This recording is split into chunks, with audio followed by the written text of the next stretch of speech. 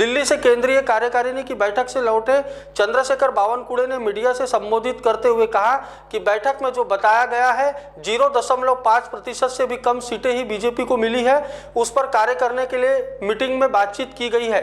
शरद पवार के बयान पर प्रदेश अध्यक्ष ने कहा कि जैसा शरद पवार कह रहे हैं कि हम किसानों के भरोसे फिर एक बार महाराष्ट्र की सत्ता में आएंगे, एक तरफ वह किसानों की बात करते हैं तो दूसरी ओर कांग्रेस प्रदेश अध्यक्ष नाना पटोले जो किसानों से अपने पैर धुलाते हैं।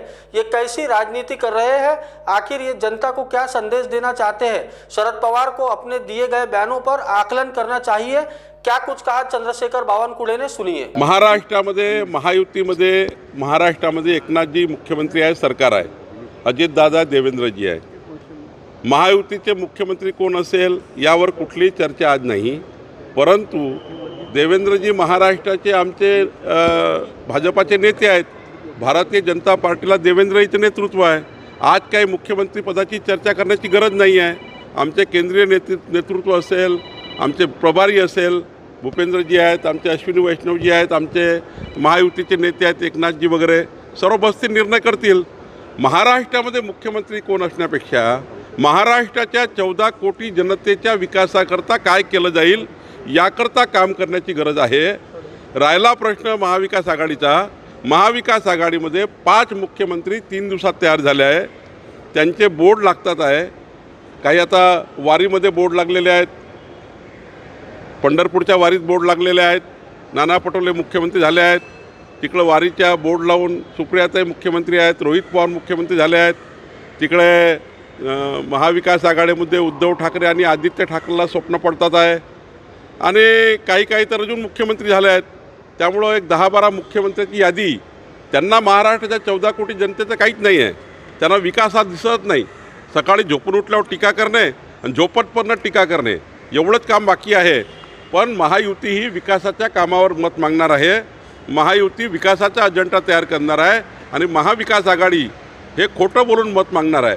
जसं लोकसभेमध्ये महिलांना महाविकास आघाडीच्या नेत्यांनी आमचा खासदार निवडून द्या आणि खटाखट 8,500 रुपये महिन्याचे घ्या, खटाखट 8,500 रुपये घ्या, प्रत्येक महिन्याच्या 30 तारखेला महिलांना 8,500 रुपये राहुल गांधी देणार होते। आता कुठे आहे राहुल गांधी? आता कुठे गेले? जनतेला खोटं बोलून मत घेतले, महिलांचं मतं खोटं बोलून घेतले आणि या पद्धतीने महाराष्ट्रामध्ये आणि देशामध्ये खोटा प्रचार केला। संविधान बदलणार आहे मोदीजी असा प्रचार केला, खोटा प्रचार केला। आदिवासीला सांगितलं तुमचे हक्क काढणार आहेत आणि त्यामुळं अशा खोटारड्या लोकांना महाराष्ट्र माफ करणार नाही। जे लोकसभेमध्ये जनतेने कन्फ्यूज होऊन मतं दिले, आम्ही जनतेला कन्व्हिन्स करू आणि पुन्हा जनता महायुतीला मतदान करेल अशी मला विश्वास आहे। महाराष्ट्राच्या 288 विधानसभेमध्ये हा आम्ही प्रवास करतो आहे। आमचे 48 नेते महाराष्ट्राचे वेगवेगळ्या लोकसभेमध्ये जात आहे आणि पुन्हा एकदा लोकसभेमध्ये जिथे आम्ही कमी पडलो तिथे आम्ही आपलं संघटन पुन्हा वाढवून राज्य सरकार केंद्र सरकारच्या माध्यमातून जे काही सरकारची कामं आहेत ते पुन्हा पोहोचवू आणि विधानसभेमध्ये आम्ही त्या ठिकाणी तयारी करतो आहे।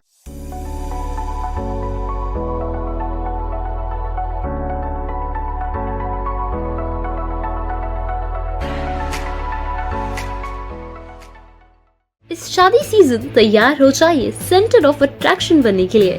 कैसे? सचिन लाइफस्टाइल के बेहतरीन कपड़ों के साथ। जी हाँ, सचिन लाइफस्टाइल में ladies wear, kids wear, men's wear सभी सेक्शन के लिए कपड़े अवेलेबल हैं और साथ ही में इस शादी की शॉपिंग को पॉकेट फ्रेंडली बनाने के लिए सचिन लाइफस्टाइल लेकर आए हैं आपके लिए फ्लैट 15% का ऑफ। तो अभी आइए और अपनी शादी की शॉपिंग सचिन लाइफस्टाइल से करके जाइए। हमारा पता शताब्दी चौक, बेलतरोटी रोड, रामानगर, नागपुर।